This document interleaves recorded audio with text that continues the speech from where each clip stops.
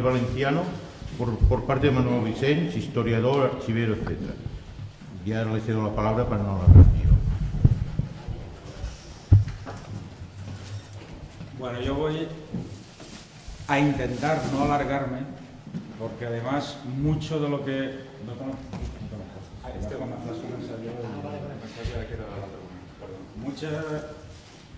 Muchas de las cosas que yo puedo decir sobre el tema de las colectividades en el País Valenciano, cosa que tampoco no controlo totalmente el tema de las colectividades al País Valenciano, sino que mi trabajo se ha centrado muchísimo más sobre las colectividades en la provincia de Castellón, que al final las conclusiones a las que podemos llegar realmente pues es que si se investiga las colectividades de cerca, que es lo que se estaba hablando a última hora de aquello de los trabajos locales, podemos llegar a ver que el funcionamiento en cuanto a estatutos puede ser que realmente no fuera el mismo en muchas colectividades, pero que sí que la forma o el planteamiento de fondo que tenían las colectividades prácticamente puede ser el mismo en todas partes. Muchas de las cosas que se han dicho aquí esta mañana son aplicables a la zona de Levante. Son aplicables a la zona de Levante y son aplicables a la zona de Castellón. Yo cuando planteé el tema de la conferencia hoy, puse una coletilla al final de acabando con los tópicos típicos. Los tópicos típicos son aquellos que se han venido barajando en la historiografía, digamos, oficial, desde la transición para acá y antes de la transición. El análisis y estudio del proceso revolucionario en España desde 1936 a 1939 se ha convertido en una superposición de tópicos típicos, que lo han circunscrito a la simplicidad por no querer hacer un uso de la empatía con los protagonistas del movimiento revolucionario en aquel momento. Empiezo así porque creo que algo que es importante a la hora de hacer historia es meterse en la piel de los que, o intentar meterse, porque meterse en la piel es imposible, intentar meterse en la piel de aquellos que fueron protagonistas de ese proceso. Eso entraría también un poco en consonancia en lo que ha dicho el ponente anterior en el tema de, a mí me asusta cuando un trabajo histórico empieza diciendo aquello que es objetivo con aquello que está estudiando. Yo hace tiempo que vengo diciendo que la objetividad no existe ni en historia, ni en la justicia, ni en nada de lo que nos podamos encontrar en la vida hoy en día. Y no quiero decir que cuando uno haga un trabajo no intente ser justo con aquello que tiene delante, sino que a cada uno le sale, cuando hace un estudio, sus propios principios ideológicos y su propia formación. Desde el momento que le salen sus propios principios, sus propios planteamientos sobre la vida, es imposible estar hablando de la objetividad esa que se habla cuando se dice que alguien no tiene ningún tipo de influencias exteriores o de sus mismas influencias cuando hace un trabajo de esto. Y muchas veces cuando se habla de objetividad en historia, lo que está pasando es que se está intentando ocultar la realidad de lo que nos quiere hacer ver el historiador que está tratando ese trabajo de investigación, que es plantear las cuestiones desde su punto de vista para enfocar el trabajo histórico y llevar las conclusiones hacia aquello que a él le interesa en un momento determinado. Y eso nos ha pasado muchísimo en la historiografía de finales, de antes de la transición y de la posterior transición, aunque para algunos la transición española no haya acabado todavía. Hablo en ese sentido porque a la hora de poder acceder a las fuentes históricas para estudiar este fenómeno que pueden ser las colectividades, nos encontramos todavía con problemas importantes. Problemas importantes como es el que la documentación sobre la que podemos estar investigando, la parte gorda de esta documentación, siga secuestrada en Salamanca o se quiera ahora secuestrar por parte de otras autonomías para que vaya a parar a otros sitios determinados en vez de devolverla a los verdaderos propietarios de la documentación histórica que fue a los que se les incautó en su momento. Hablo de las organizaciones sindicales y de las organizaciones políticas a las que todavía en el día de hoy no se les ha restituido su patrimonio histórico, que no solamente eran bienes muebles e inmuebles, sino que también era toda esa documentación que en su momento se les expropió. Con la Ley de Memoria Histórica, el gobierno español ha pretendido dar carpetazo a ese tema, pero lo ha dado de forma injusta. De forma injusta, porque en vez de devolver esa documentación a sus verdaderos propietarios, la devuelve territorialmente. Devolver la documentación territorialmente es romper la unidad de esa documentación que realmente había sido incautada a unas organizaciones determinadas, y lo que va a crear es todavía más problemas de los que puede haber en la actualidad. Dicho esto, que no tiene nada que ver con el tema, pero que sí que tiene que ver, me gustaría, en vez de empezar a volver a recalcar lo que se está diciendo durante toda esta mañana, empezar por lo que para mí eran las conclusiones del trabajo. Conclusiones del trabajo que de alguna forma nos vendrán a dar realmente la importancia que tuvo ese proceso, y podremos ir enlazando con los diferentes aspectos que podría tratar realmente en la conferencia. Lo primero que tendríamos que sacar en conclusión de todo este proceso es que no podemos hablar de un fracaso de las colectividades de forma tajante. Y para pensar o determinar la mala gestión o la ruina del proceso colectivizador, hay que descubrir primero los porqués del mismo. Cuando nos metamos en esa tarea, descubriremos, en principio, el boicot gubernamental a las mismas, que se produciría prácticamente desde el inicio del proceso colectivizador. No podemos estar hablando de que el boicot del gobierno se empieza en 1937, a mitad de 1937 o a finales de 1937. Y ahora os explico el porqué. Yo he estudiado el caso concreto de una población del País Valencià, concretamente a 2 kilómetros de Castellón, que se llama Almazora. Almazora tenía una población de 7.400 habitantes, con una afiliación a la CNT de 2.100. Si nos ponemos a ver que normalmente la afiliación al sindicato solía ser de los hombres y de los cabezas de familia en sí, realmente la influencia que tenía la CNT en ese pueblo en concreto era prácticamente total y absoluta. Desde el momento que se inicia, que se da el golpe de Estado, y en muchas ciudades de España, las masas obreras son las que se enfrentan a los militares y paran ese golpe de Estado, en Almazora pasa lo mismo que está pasando en otras muchas ciudades, como podía ser el caso de Andalucía. Se cambia lo que era el anterior ayuntamiento por lo que serían unos consejos, en el caso de Almazora, Consejo Económico Local. Consejo Económico Local que queda constituido en su mayoría por representación de la CNT. Podríamos hablar de 8 a 6. ¿Por qué hablo de 8 a 4? De 8 a 6. Dejan representación de Izquierda Republicana, de Unión Republicana y del Partido Socialista. El Partido Comunista en Almazora no existía.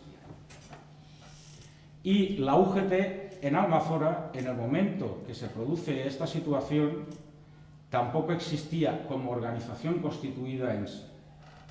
Había palabras textuales, y ahí me refiero también a esa historia oral tan denostada y que nos ha llegado después de la transición. Algunos de los militantes de la UGT de ese momento, que eran históricos ya, hablaban que en Almazora, en 1932, se hizo una asamblea en el Centro de Sociedades Obreras, la Unión. Solo había una sociedad obrera del campo, de oficios varios, y otra sociedad obrera que en ese momento era de trabajadores carpinteros, ¿vale? En ese momento se produce una asamblea en el año 32 donde la sociedad obrera plantea, el Centro de Sociedades Obreras plantea a toda la asamblea a qué sindicatos adhieren, a la CNT o a la UGT. Y en ese momento la mayoría decide adherirse a la CNT y se adhieren todos a la CNT, excepto 4 que eran de la UGT. Y eso son palabras textuales de una persona que lo dijo en los años 70, porque siempre se había estado hablando de la influencia que podía tener la CNT o no en la ciudad. Hablo, y aprovechando el tema de las sociedades obreras, hablo de aquello de que cuando se ha hecho historia sobre este tema de la guerra civil, de las colectividades, empezamos a hablar de la CNT y de la UGT como dos organismos que influían en todas partes y que estaban en todas partes. En los pueblos hay que caerse de la moto.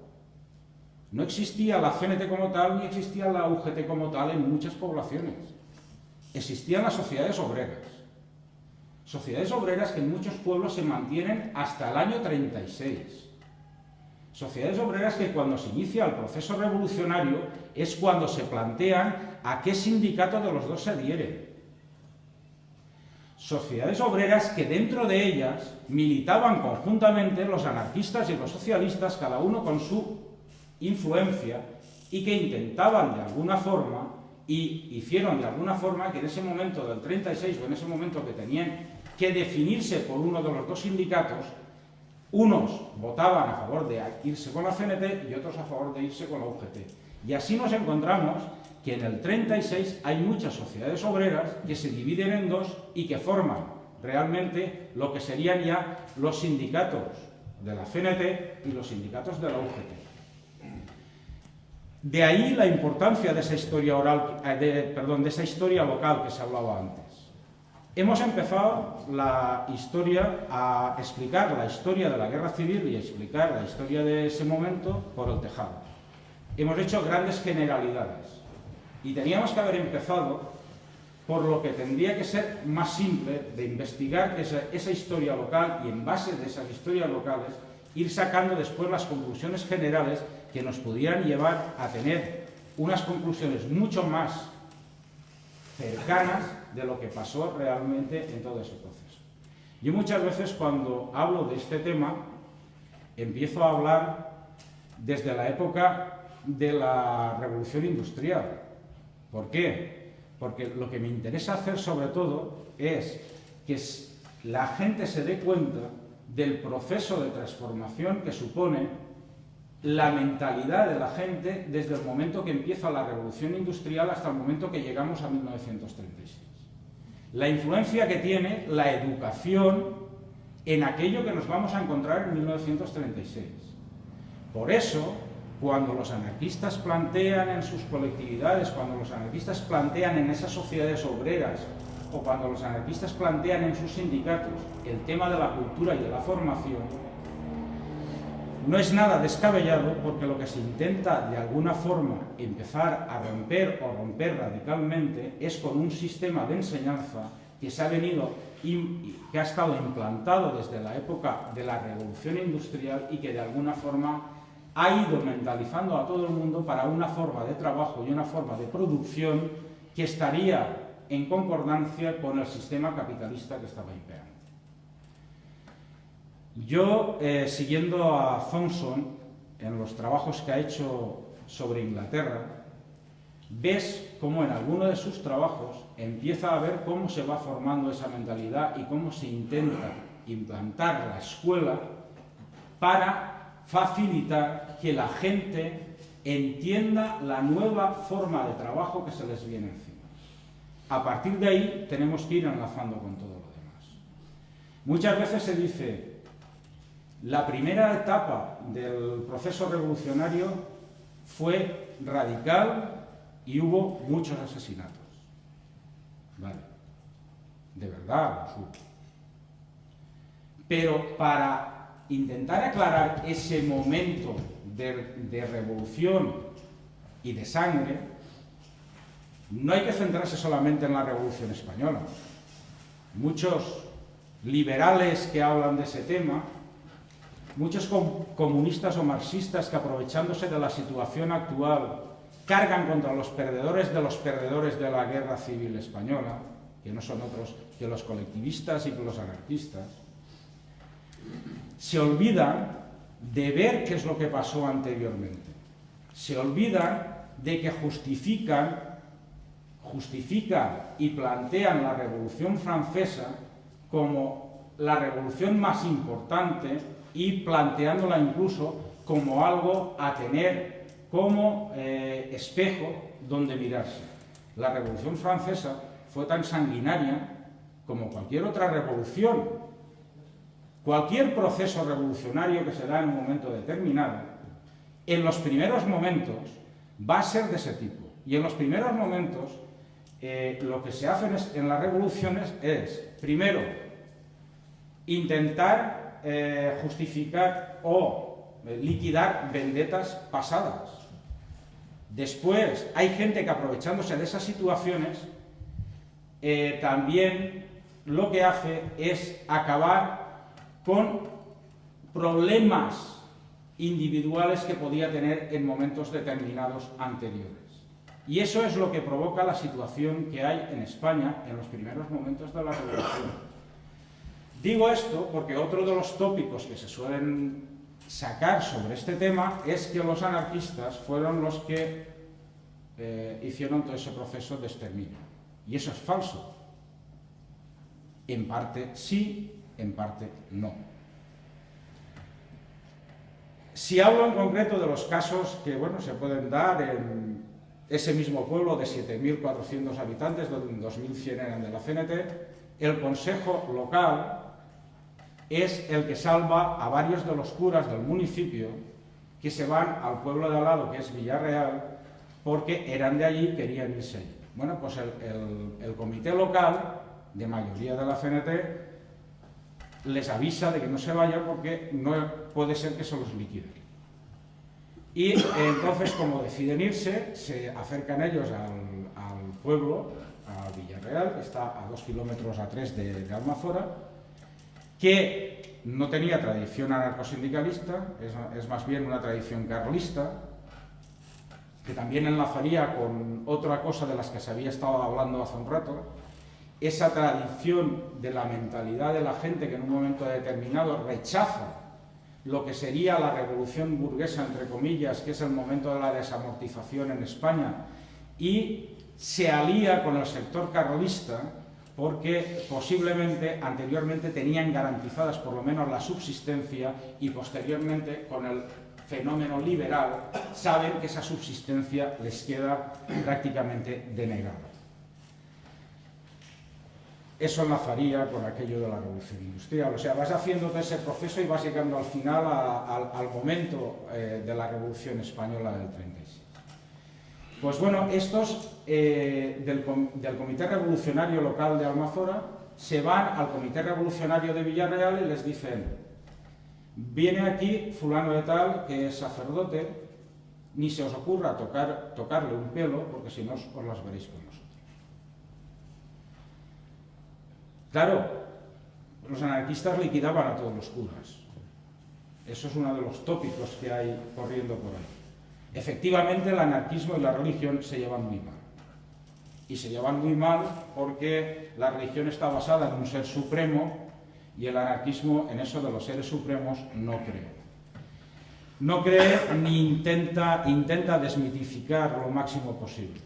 aunque todos caigamos siempre en el error de la mitificación de los personajes, y ahí recuerdo que en los años 70, entrando en un local del sindicato de la CNT, concretamente en Villarreal, había un compañero mayor y tenían el póster de Buenaventura Durruti colgado como si fuera la iglesia misma con el Cristo, ¿no? Entonces entré y le dije, oye, ¿no te crees que se debería de quitar ese póster de ahí? Porque al final se está consagrando a una persona de la misma forma que a una religión, como se critica a la religión católica. Y cuando se lo dije así, el compañero se quedó así diciendo, pues sí, es verdad. No había caído en ello, pero la verdad es que al final siempre buscamos esos mitos y siempre se caen esas mitificaciones. Lo digo porque los anarquistas, al igual que todos los demás, son personas. Y todos, al final, pueden tener unos momentos de debilidad, como posiblemente se tuvo, y eso me lo recordaba otra persona vinculada con la CNT, que murió el año pasado, y que siempre ha dicho, la CNT perdió la revolución en el momento en que entró en el gobierno de Cataluña. Imaginaos si fue pronto. Desde ese momento la revolución estaba perdida. Para él, que vivió ese momento, y decirlo ahora, era pues algo que su experiencia le había demostrado. Y la verdad es que si empiezas a analizar todo lo que fue pasando y lo que yo decía de que el gobierno de la República desde el primer momento quiso cargarse el proceso revolucionario, incluso con anarquistas en el gobierno, ese mismo gobierno estaba haciendo lo posible para que el movimiento revolucionario quedara paralizado. No digo en sí ya los ministros anarquistas que podía haber en el gobierno, sino los representantes del gobierno en las diferentes provincias. Caso provincia de Castellón, Manuel Rodríguez, gobernador civil de la provincia de Castellón. Se plantea desde el primer momento acabar con todos los consejos económicos locales y que se vuelvan a constituir los ayuntamientos como estaban constituidos anteriormente. Se plantea que en todos los municipios donde había consejo económico local había que coger a esos consejos económicos locales e imponerles que en esos consejos económicos locales hubiera representación de la UGT, existiese o no en el municipio. Caso de Almazora, caso de muchos pueblos de la zona del Maestrat. En una de las actas, y ahí vuelvo a aquello de los historiadores que cogen la parte de la documentación que les interesa y la sacan y la ponen sobre el papel. Hay un libro hablando de la CNT en el País Valencià, ya bastante antiguo, de Terence Smith, que se dice la CNT al País Valencià, que publicó 3 y 4, creo, hace un montón de tiempo. Bueno, Terence Smith está hablando de un pleno provincial de Castellón que se celebra en el mes de noviembre de 1936. Y utiliza las mismas actas que pude utilizar yo posteriormente al estar en Salamanca. Y habla de la poca implantación que tiene la CNT en la provincia de Castellón. Y para utilizar eso, utiliza esas actas en un párrafo, que si hubiera continuado el párrafo, explicaba el por qué no había sindicatos como tal, pero sí que había una tradición dentro de los pueblos de influencia realista. Él dice eso, que no hay implantación, y lo justifica con un párrafo. Posteriormente, el mismo delegado que está hablando o está dando esa información dice: en la mayoría de poblaciones de la provincia de Castellón no podíamos tener constituidos los sindicatos de la CNT porque resulta que el cacique, si había sindicato de la CNT y alguien estaba afiliado al sindicato de la CNT, no le daba trabajo. Con lo cual, lo que pasaba en la mayoría de poblaciones es que se seguían manteniendo esas sociedades obreras que he estado diciendo anteriormente que se mantienen hasta 1936. La sociedad obrera estaba constituida por todos, o prácticamente todos los trabajadores de la población, y cada uno allí dentro de la sociedad obrera lo que hacía es defender sus propias ideas. Pero a la hora de actuar contra el patrón tenían claro que tenían que actuar todos juntos, porque si no, realmente no podían conseguir lo que pretendían, que eran las mejoras económicas en un principio dentro de las poblaciones y posteriormente ya irían más allá. Si hacemos ese estudio, que es un estudio que falta hacer todavía, que es el estudio sobre la influencia y lo que fueron las sociedades obreras en el movimiento obrero, sobre todo en las provincias, si se hiciera ese estudio, podríamos ver cómo esas sociedades obreras evolucionan desde una tradición republicana en muchos casos, porque en zonas de influencia republicana, como es la zona de Castellón capital, se ve que el centro de sociedades obreras, la Unión, también se llamaba como en Almazora, y no es que fueran de la misma ideología, porque en Castellón tenían más fuerza y más implantación la UGT que la CNT, y dentro de la sociedad obrera había más sociedades obreras con mayor implantación de la UGT que de la CNT. En un principio, al constituirse las sociedades obreras, los que aportan a la sociedad obrera sus bibliotecas son los republicanos. Son, en concreto, en este caso, son la gente que posteriormente, en el momento que se llegará a la República, estoy hablando de momentos anteriores, de principios de siglo y hasta antes de los años 30, serán los que, una vez llegada a la República, abandonarán también esa influencia, que querrán tener esa influencia sobre las sociedades obreras, pero serán las sociedades obreras quienes van a renegar de ellos, porque ellos ya tienen bastante con lo que han conseguido, que es la República para España. Pero los obreros en esos momentos van a empezar a rechazarles porque son gente que ya forman parte de la burguesía y, por lo tanto, en ese momento han conseguido lo que querían y van a empezar a ser realmente enemigos de clase. A partir del momento que llega la República o el momento republicano a Castilla. Pero sí que en un principio tienen esa influencia, y los que empiezan a facilitar la cultura a esa gente de las sociedades obreras son esa burguesía republicana, que lo que les interesaba es que también la gente accediera a la cultura para poder conseguir lo que ellos pretendían, que era derrocar a la monarquía y que llegase a la República. En esta etapa estamos hablando, he dicho que empezaría por las conclusiones y que de ahí iría hilando. Hemos hilado ya varias cosas. Primero, la influencia que va a tener el gobierno o el gobernador de Castellón en la liquidación del proceso revolucionario.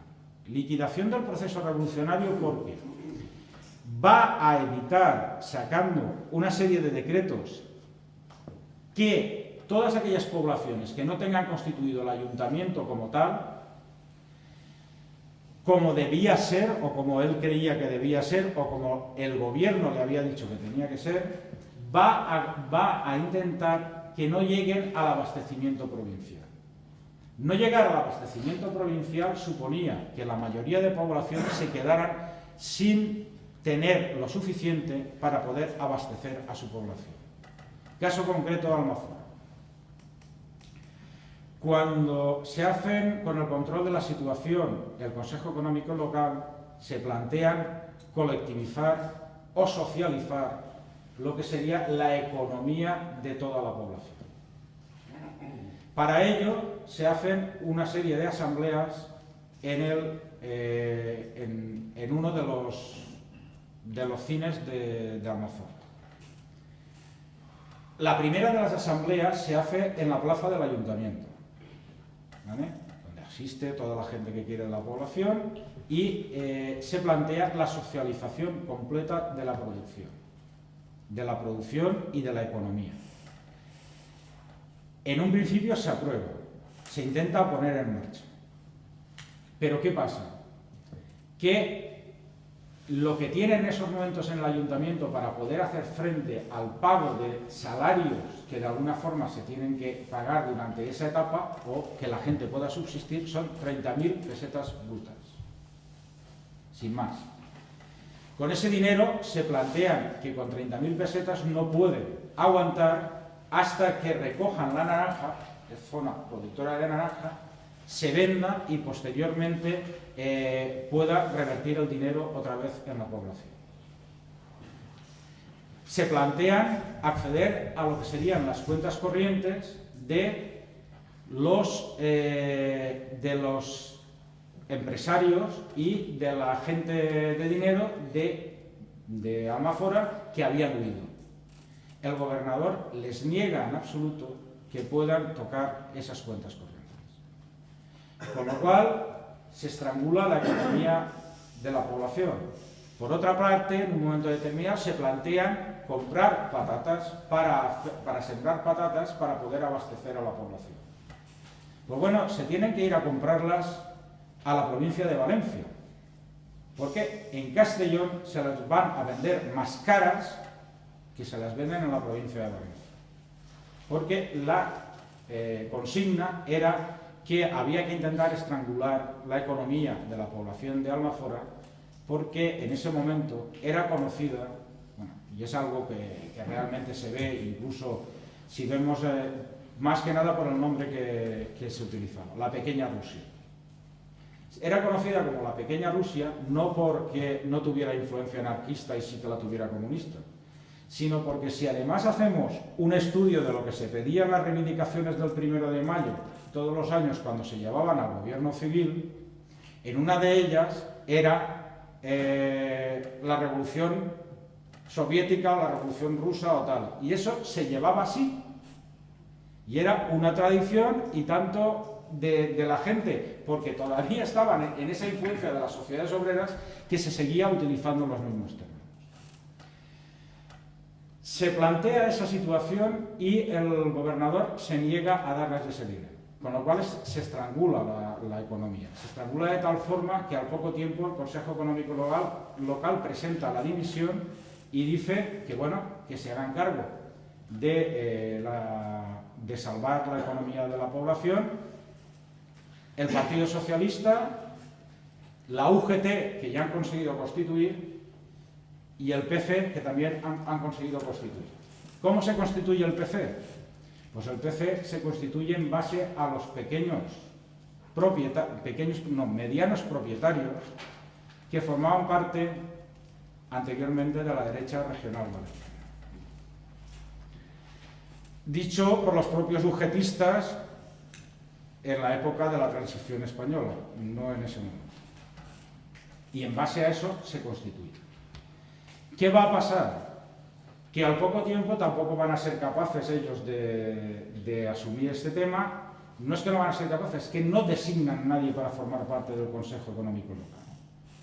Y se vuelven a hacer cargo los de la CNT.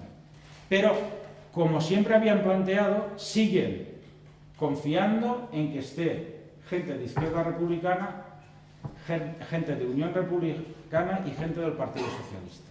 ¿Por qué? Y ahí vemos cuál era, en parte, la filosofía de los que estaban emprendiendo ese proceso revolucionario. Porque no querían que nadie les dijera nunca que se había implantado la dictadura anarquista en el pueblo. Ellos querían llevar adelante un proceso de transformación social tal que lo que pretendían era que toda la gente de la población, fuera cual fuera su ideología, pudieran vivir en la nueva sociedad que estaban planteando. Esa es mucha de la filosofía que se recoge también en muchas de las actas de constitución de colectividades agrarias en la provincia de Castellón.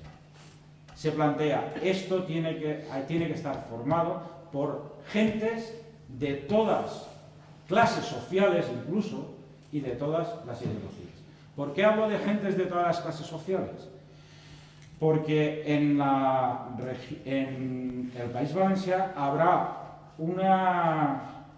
un organismo de exportación que va a ser el Consejo Levantino de Exportación, el Consejo Levantino Unificado de Exportación Agrícola, el CLUEA, que va a estar formado por las dos organizaciones sindicales, la CNT y la UGT, y que va a tener unos organismos locales que se llaman CRUEF, que son los organismos locales que se van a encargar de recolectar la producción y hacerla que llegue al CRUEA para su exportación y poder sacar divisas para mandar al gobierno republicano para poder mantener la guerra, que solo se le va a dejar funcionar durante menos de un año, porque no llega a funcionar un año, son 11 meses, y va a ser sustituido posteriormente por la FEA, que es la Central de Exportación de Agrios, que constituye el gobierno republicano con clara influencia comunista, que va a ser la que se va a dedicar a la exportación a posteriori. Pues bien, dentro de ese CRUEA y dentro de esos CRUEF, los que se dedicaban a la facturación en las estaciones de tren, los que se dedicaban a la facturación eran los pequeños comerciantes y medianos comerciantes de la naranja que había en las diferentes poblaciones.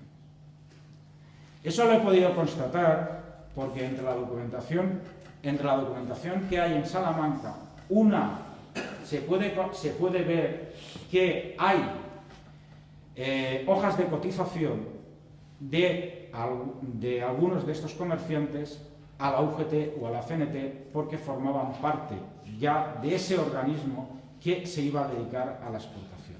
Pero eso no pasa solamente en la exportación de naranja. Hay una parte de las colectivizaciones de la que no se habla nunca, que es la colectivización en el mundo del mar. La pesca se colectivizará también durante la etapa de la revolución.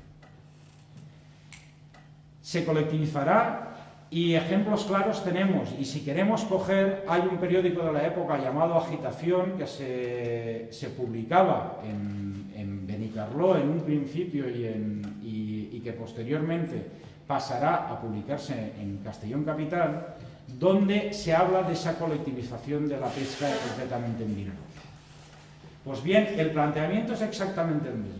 Se plantea que incluso los armadores puedan formar parte de la colectividad, porque lo que ellos no quieren es que nadie quede excluido de ese proceso de transformación social que están emprendiendo y que quieren llevar adelante. Pero cuando entran a formar parte de esa colectividad, lo que pasa es que vienen a cobrar exactamente lo mismo que cobran todos los que forman parte de la colectividad. No tienen ninguna clase de privilegios. Es lo único que se les exige. Si hablamos de la formación de colectividades, yo he encontrado el caso de colectividades incluso que forman parte de la colectividad o que da a entender los propios estatutos de la colectividad que están formados por pequeños propietarios. Caso de Jérica, en Castellón. Habla de que cada uno aportará sus tierras a la colectividad. Otro de los tópicos, que las colectividades se hicieron simplemente con las tierras incautadas y con las tierras que se habían expropiado, falso. En la zona de Levante, la propiedad está mucho más dividida que en otras zonas y los colectivistas, muchos de ellos, entraban a formar parte de la colectividad con la tierra. Entraban a formar parte de la colectividad porque la colectividad no era algo que se imponía. Caso Almazora, otra vez, 7.400 habitantes, 2.100 afiliados a la CNT, miembros de la colectividad 572. Ni el mismo sindicato de la CNT les exigía formar parte de la colectividad agraria. Era tan voluntario que ni los mismos afiliados a la CNT tenían la obligación de formar parte de la colectividad. Empecemos a desmontar los tópicos de la colectividad violenta, de que la colectividad se impuso. No, se ha dicho ya muchas veces esta mañana. La colectividad se formaba de forma voluntaria, lo que pasa es que en muchas poblaciones pequeñas los individualistas al final no tenían más opción que formar parte de la colectividad porque la propia economía que se implantaba para poder subsistir los demás les ahogaba a ellos y tenían que entrar a formar parte de la colectividad. Pero no se imponía por las armas. Sí que se impuso por las armas al deshacerse de las colectividades y del proceso revolucionario. Lo que yo decía del gobernador de Castellón en un informe de diciembre al ministro de Gobernación, dice: me preocupan plantea toda una serie de puntos estratégicos en los que se debería de duplicar las fuerzas de la policía que tenía que haber en esos momentos. Puntos estratégicos para él eran zonas donde podían haber desembarcos, zonas que podían estar cercanas al frente y zonas que podían acceder al enemigo con facilidad. Ahora bien, también había otras. Todas aquellas que eran sede de comités comarcales de la CNT. Eso era un peligro para el gobierno republicano y por lo tanto había que controlarlo y había que mandar fuerzas para que lo controlaran. Por lo tanto, el proceso de lucha contra esa revolución que se intenta hacer desde un principio se inicia desde el momento prácticamente en que entra el gobierno Largo Caballero a hacerse con el control de la situación, no con gobiernos posteriores. Cuando llega mayo del 37, en la mayoría de poblaciones está controlada la situación y a lo mejor eso justificaría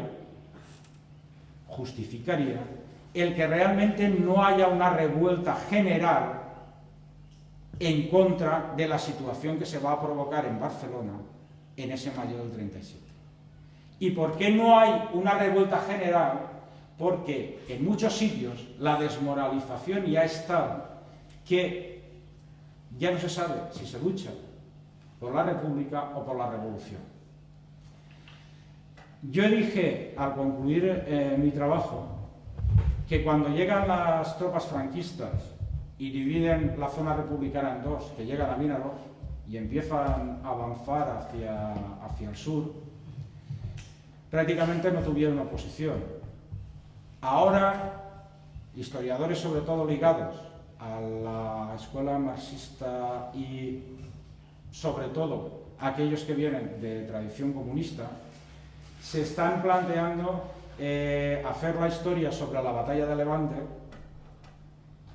y decir que sí que hubo una oposición, que se controló realmente al fascismo allí y que realmente había una moral entre la gente.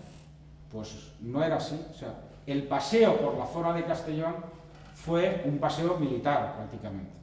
¿Por qué? Porque la gente había iniciado una revolución, la República les había machacado y lo que ya no estaban dispuestos es a seguir enfrentándose contra no sabían qué enemigo. Si el enemigo lo tenían delante, que venía a través de los militares, o lo retenían en la retaguardia, que también les estaban dando patas. Y esa es una de las causas que a lo mejor tiene ese avance rápido que hay sobre la provincia de Castilla. Realmente se nota porque desde el momento en que empieza ese avance, la gente que podía hacer frente a esas tropas, que son los que más conscientes podían ser, los que formaban parte de esas colectividades, cogen los pertrechos de las colectividades con carros, niños, mujeres, colectivistas y todo lo que pudieron, y se trasladan hacia el sur. Algunos de ellos acaban en la provincia de Murcia y muchos de ellos se enclavan en la provincia de Valencia, metiéndose dentro de otras colectividades, manteniendo el nombre de la colectividad de origen, ¿vale?, dentro de esas colectividades.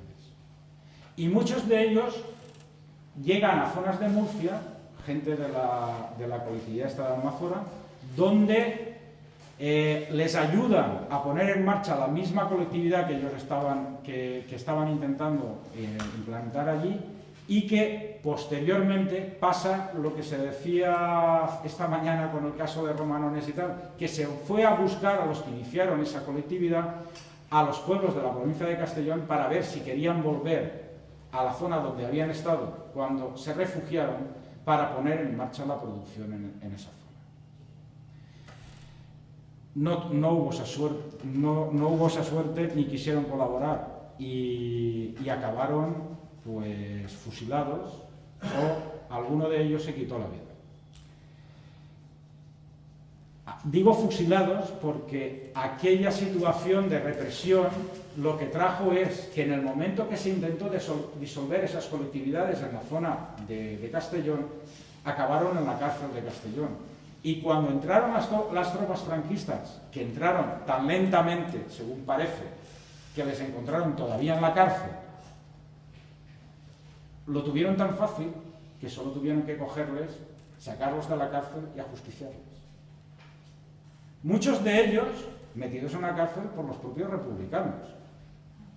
Entonces, ¿contra quién estaban luchando? Mucha gente ya no lo sabía.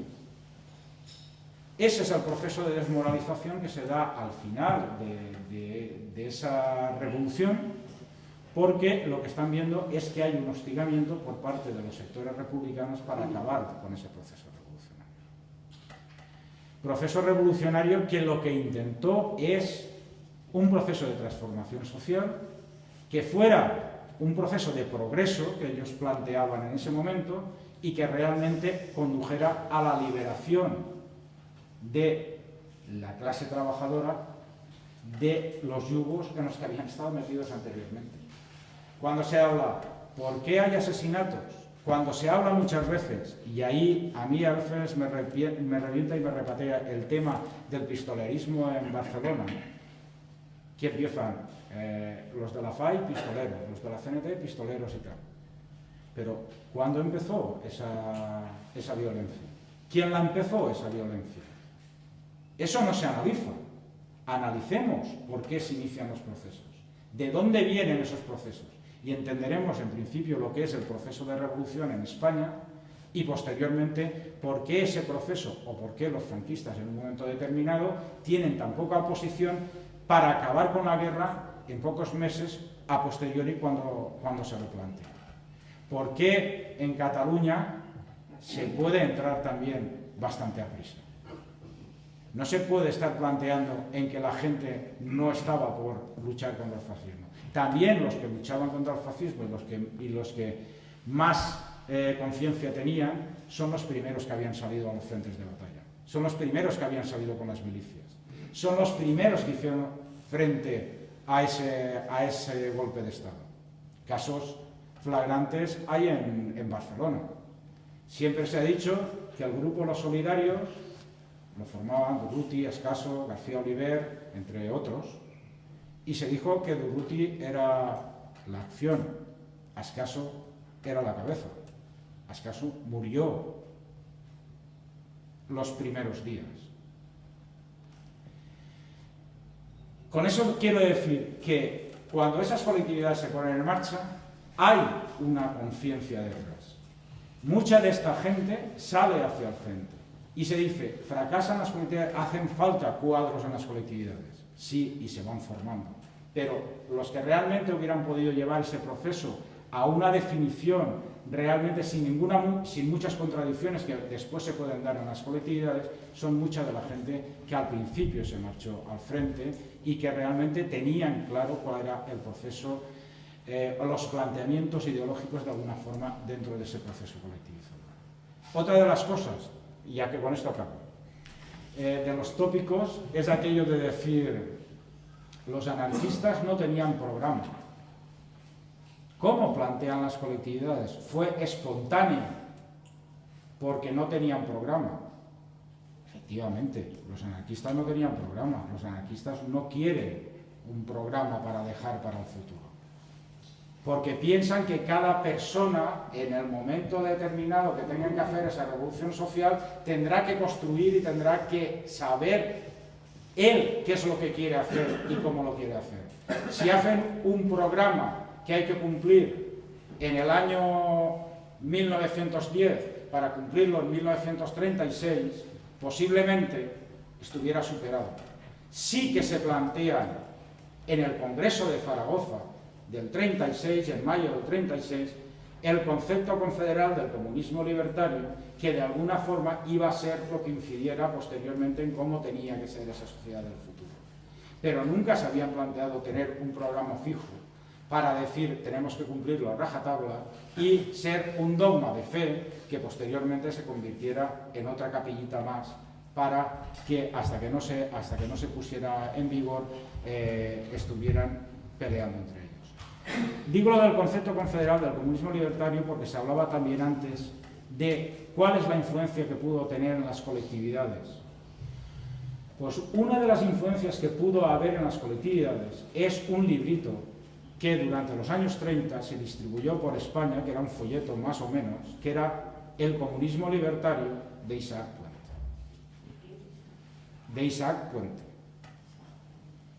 Lo digo en concreto porque yo en Salamanca, investigando esos papeles que tienes que mirar así y tal, pues hay en concreto una petición del sindicato de Burriana, en uno de los sitios donde se intenta hacer, que en 1933 o 34 se piden 2.000 ejemplares del folleto para distribuir entre la población.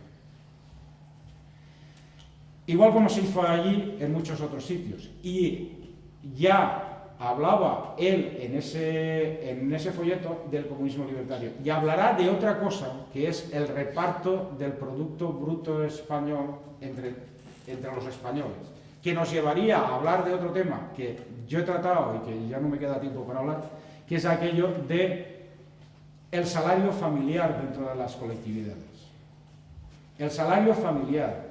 Si lo cogemos sin hacer un proceso de empatía, los que vivimos los años 70 y 80, que teníamos discusiones filosóficas sobre el anarquismo, denostábamos a la familia, entre otras cosas.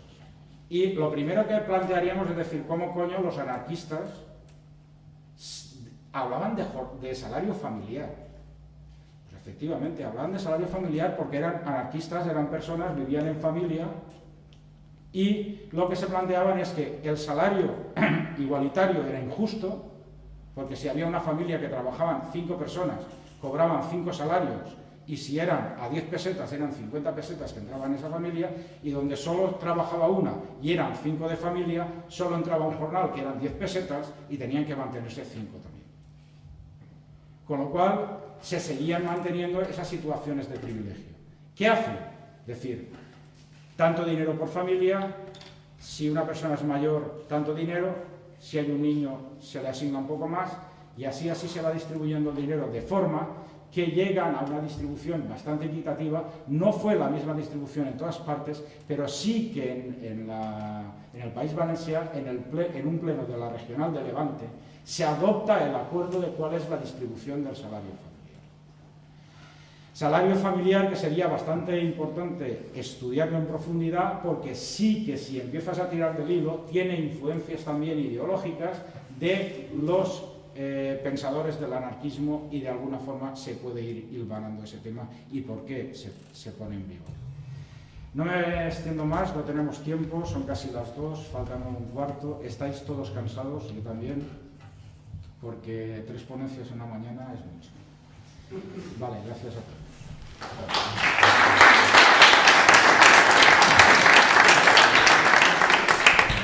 Gracias a ti.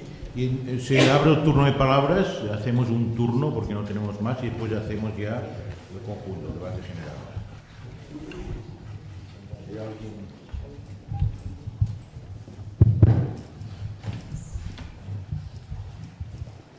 Bien. Yo quería incidir en algo que has dicho que es también una de mis mayores preocupaciones a nivel histórico.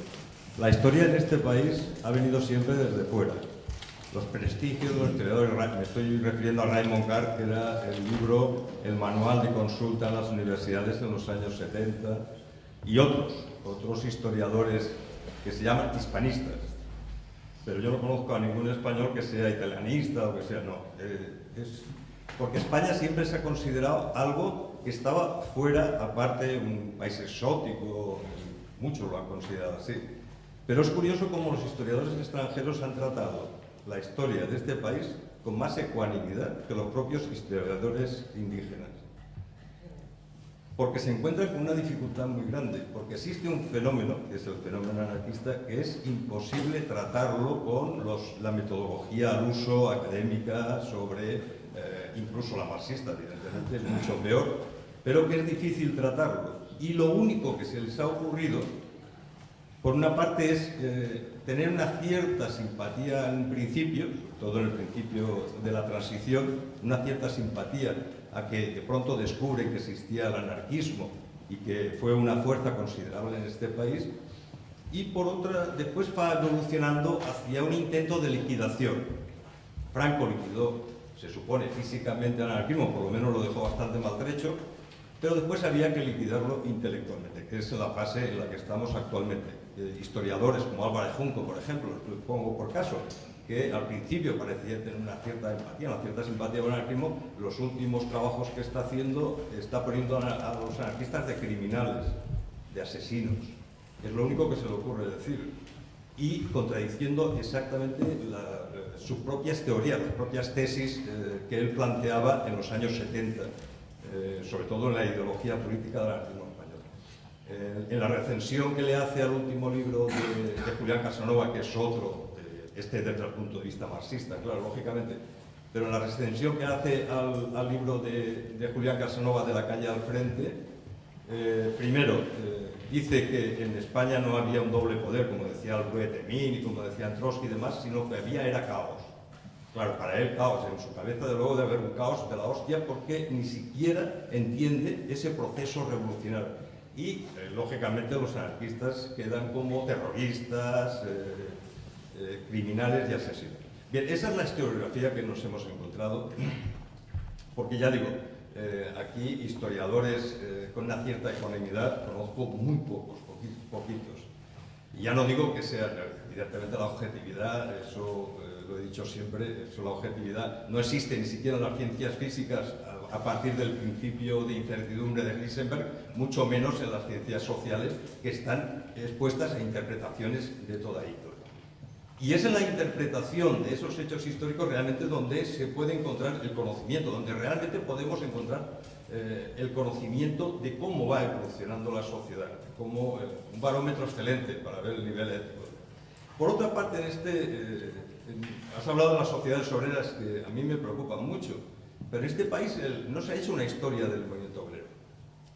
No se han estudiado las sociedades obreras, las uniones de oficio, las federaciones de oficio. Se ha hecho algún intento.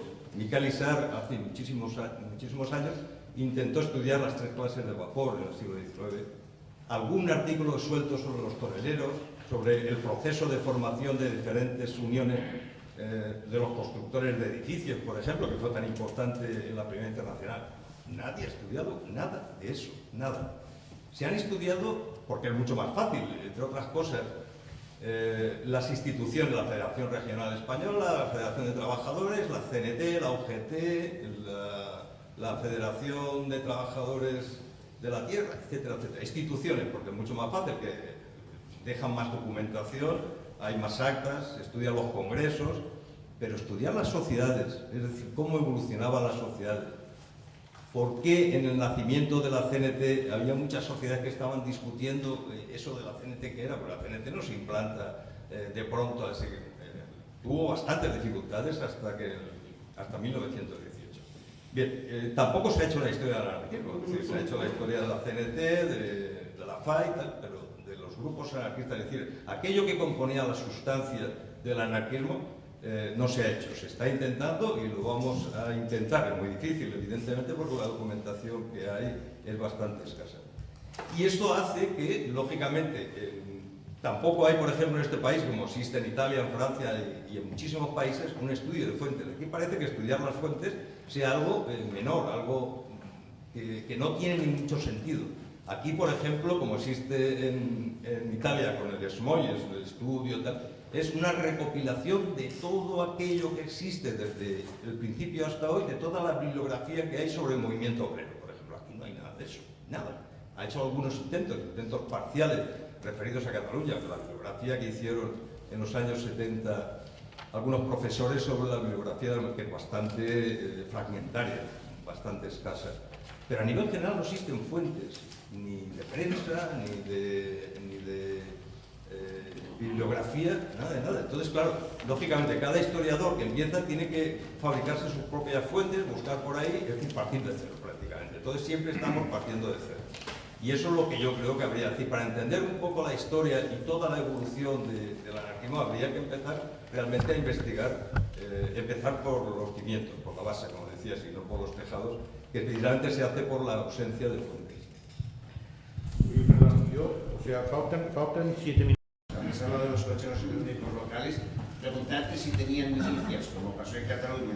Y cuando has hablado del CLUES, y además de exportar la naranja de la OGT y la CNT, también exportaba la de los cultivadores familiares, ¿y qué porcentaje? Vamos a ver. Milicias Asociadas, quiero decir. Milicias asociadas en sí, en los consejos económicos locales, sí que las había. Vale. Podríamos ya identificarla por lo que es la policía municipal en un momento determinado. Quiero ser un poco determinante porque parecía que quedaba mal. ¿Vale?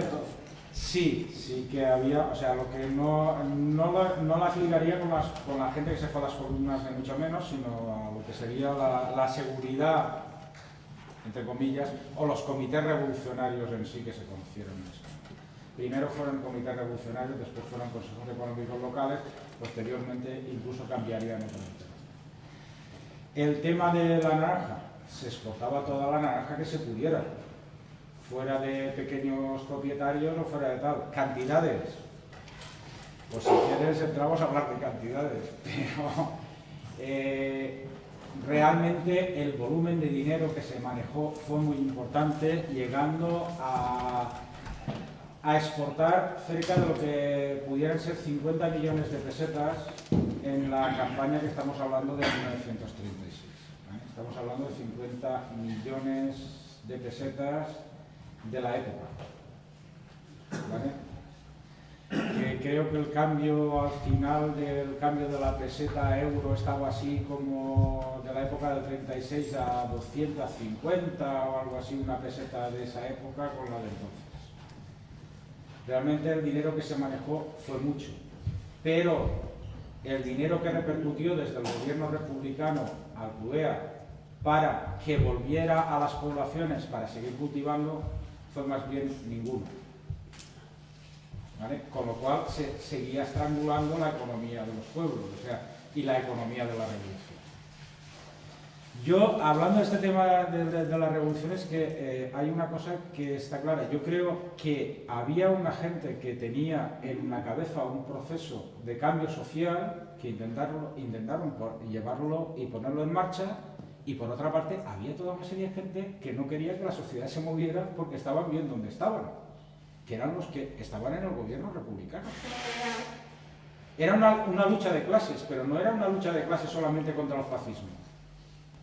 Era la lucha de clase real y después la lucha contra el fascismo.